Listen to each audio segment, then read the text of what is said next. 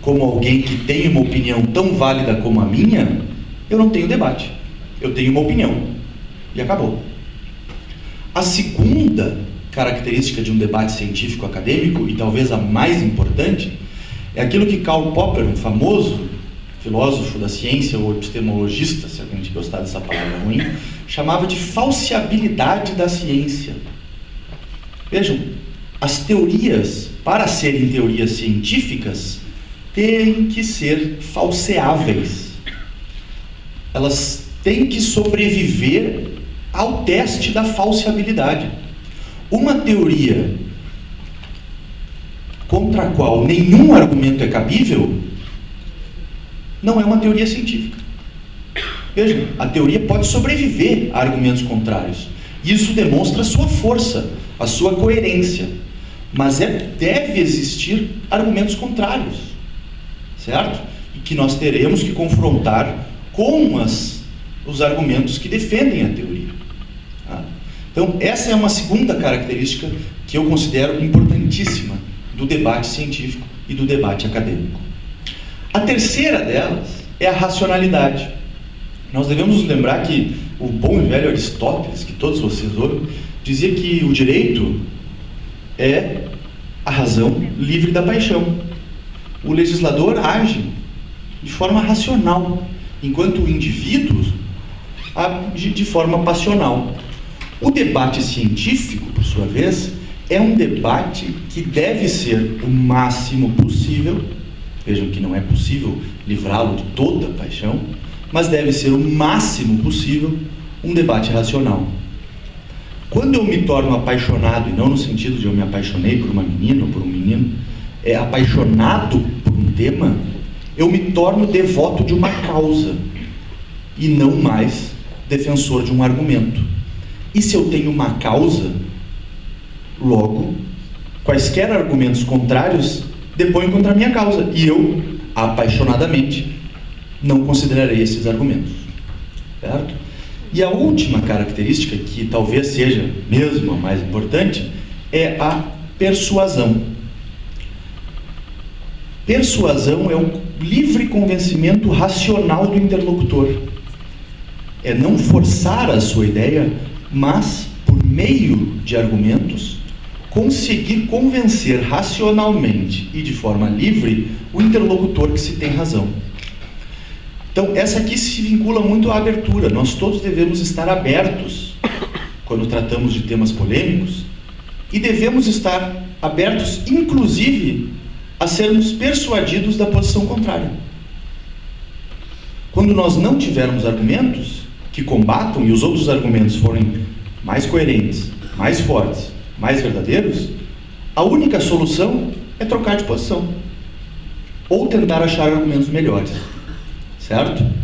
Então, com isso em mente, eu gostaria de dizer que este evento é muito importante para elevar o nível do debate. São todos temas muito complexos e que estão sendo tratados, infelizmente, e aí, enfim, pelos jornais, pelas revistas, nos rádios, na televisão, de forma superficial e maniqueísta, aos certos e aos errados. Quando, na verdade, esse aqui é um problema de cinza, de zona cinzenta, que nós teremos que ver quais são os argumentos melhores para se encaixar em determinadas realidades. Certo? Muito bem. Então, esta era a minha premissa. E aqui eu começo, então, efetivamente a falar do tema. As ações afirmativas têm uma história relativamente curta, se nós compararmos com o direito ou com o próprio ordenamento jurídico. Certo?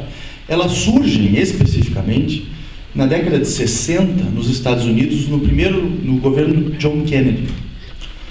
Vejam, nós temos que nos lembrar de como era a realidade na década de 60 nos Estados Unidos. Nós tínhamos uma segregação racial legal. As leis definiam isso.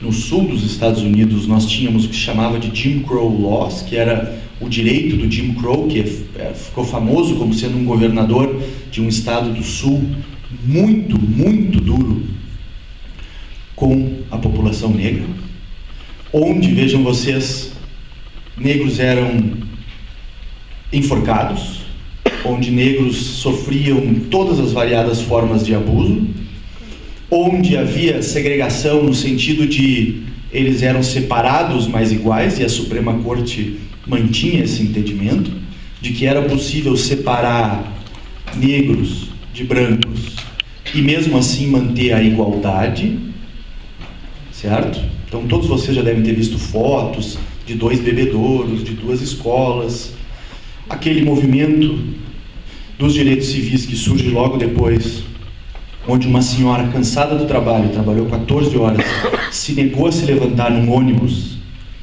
para um branco e foi presa por isso. E então começam todas as discussões, certo? Aliás, pequeno parênteses, foi escrita uma biografia sobre a Rosa Parks. Se alguém se interessa por isso, pessoal, vale a pena ler. Tá?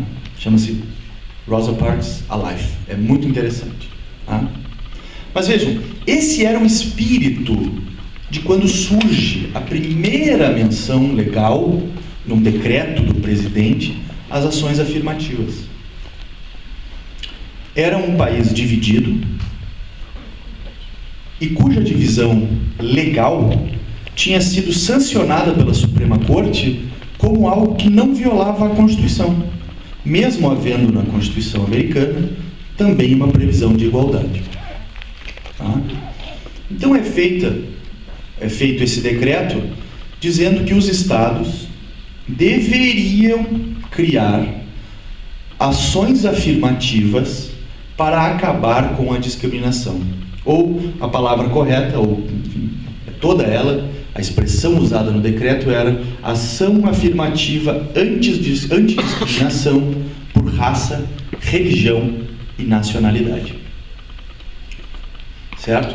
Isso foi usado, obviamente, depois pelos outros presidentes e se iniciou, então, uma longa campanha de ações afirmativas nos Estados Unidos. Tá? Que começou, vejam vocês, não pelo Estado, no sentido de Estado, organização política, mas sim por entidades privadas. Tá? Vejam que aqui já há uma diferença entre as origens americanas das ações afirmativas e as origens brasileiras. Havia só um decreto que não obrigava, mas as entidades privadas, e aqui eu coloco as universidades também, começaram a criar ações afirmativas elas próprias. Muito bem. Essas ações afirmativas americanas, em pouco tempo, ficaram muito famosas ao redor do mundo e também tiveram a sua influência no Brasil.